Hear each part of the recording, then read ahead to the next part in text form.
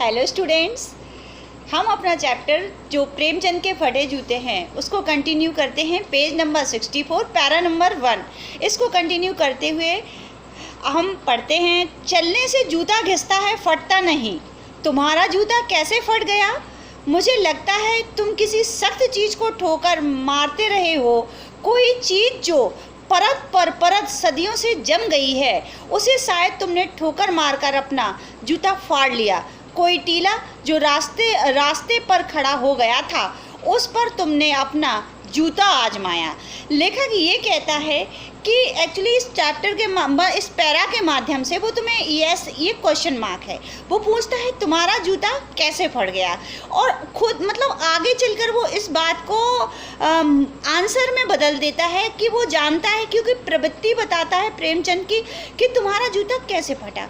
वो कहता है कि तुम्हें क्या है, समाज में कुरीतियों से लड़ने की जो आदत है, कि समाज में जो कुरीतियों की परत दर परत जमते एक पहाड़ जैसी कुरीति बन गई है। निश्चय ही तुमने उसके तुम ठोकर मारी है, और ठोकर मारने से जूते का आगे का हिस्सा फटता है। यही बात सिद्ध होती है कि तुमने उनको अनदेखा नहीं किया, बुराइयों का अनदेखा नहीं किया, क्योंकि तुमने उनसे लड़ा और तुमने उनसे हटाना चाहा। ये बात वो यहाँ पे परसाई जी यहाँ पर सिद्ध करते हैं। आगे वो एक एग्जाम्पल भी देते हैं जो मैं यहाँ पर रीड करके आपको बताऊंगी। तुम उसे बचा कर उसके बगल से भी तो निकल सकते थे, टीलों से समझौता भी तो हो जाता है। सभी नदियाँ पहाड़ थोड़ी ही फोड़ती हैं, कोई रास्ता बदल कर घूम कर भी तो चली जाती हैं। वो ये कहना चाहते हैं, देखिए वो एग्जाम्पल देते हैं नदियों का एग्जाम्पल देते हुए वो कहते हैं कि समाज का हर वर्ग ऐसा नहीं है कि कुरीतियों से उनका विरोध कर, मतलब जो कुरीतियाँ हैं उनका विरोध करने के लिए, इनको समूल नष्ट करने के लिए खड़ा है। मोस्टली वही वर्ग है जो उनको नज़रअंदाज करके निकल जाता है। इसीलिए यहाँ पर लेखक क्या कहता है, बुराइयों को बताने के लिए एक नदी का एग्जाम्पल लेता है। ठीक है, क्योंकि वो अगल बगल से निकालती, हर नदी पहाड़ नहीं फोड़ती। तो हर नदी पहाड़ नहीं फोड़ती मतलब हर व्यक्ति समाज की कुरीतियों को हटाने की का प्रयास नहीं करता।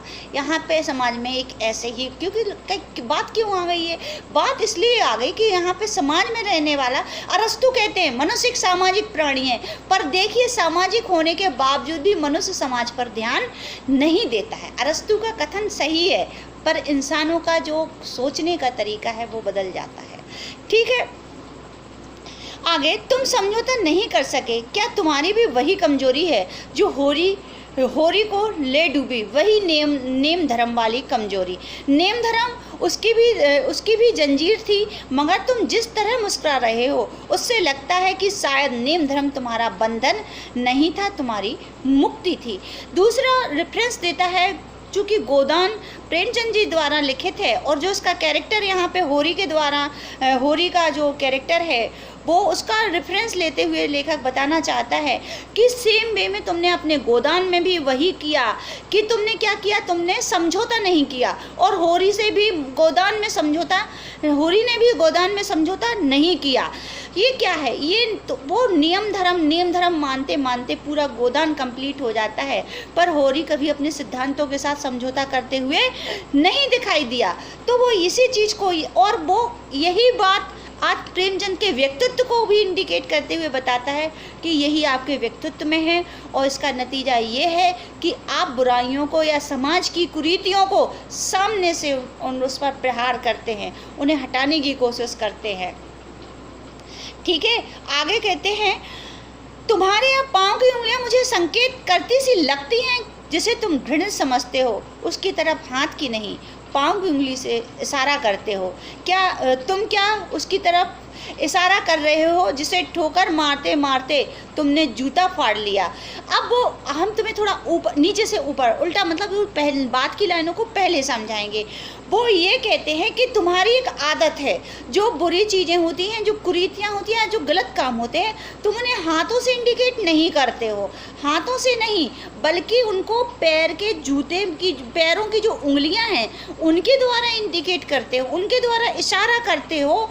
तो हमें लगता है कि तुम भी कुछ संकेत कर रहे हो, क्योंकि हम तुम्हें जानते हैं कि जिसे तुम घृणित समझते हो उसकी तरफ तुम पैरों की उंगली से संकेत करते हो, और तुम्हारा ये इशारा, पैर की उंगली का इशारा मैं समझ सका हूँ कि ये संकेत किसकी तरफ जाता है। और ऑब्वियसली ये संकेत, चूँकि डायरेक्टली सामने समाज खड़ा हुआ है, लोग खड़े हुए हैं, तो ये संकेत किसकी तरफ जा रहा होगा?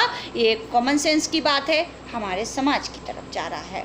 तो लेखक यही कहना चाहता है कि तुम समाज की तरफ अपना पैरों के माध्यम की उंगलियों के माध्यम से पैरों मतलब संकेत करना चाहते हो, उसकी बुराइयों को बताना चाहते हो, उजागर करना चाहते हो। ठीक है, तो ये जो हमारा है, अब नेक्स्ट पैरा हम अपने नेक्स्ट वीडियो में कंप्लीट करेंगे। ठीक है बेटा, टेक केयर, बाय बच्चों, पढ़ते रहो।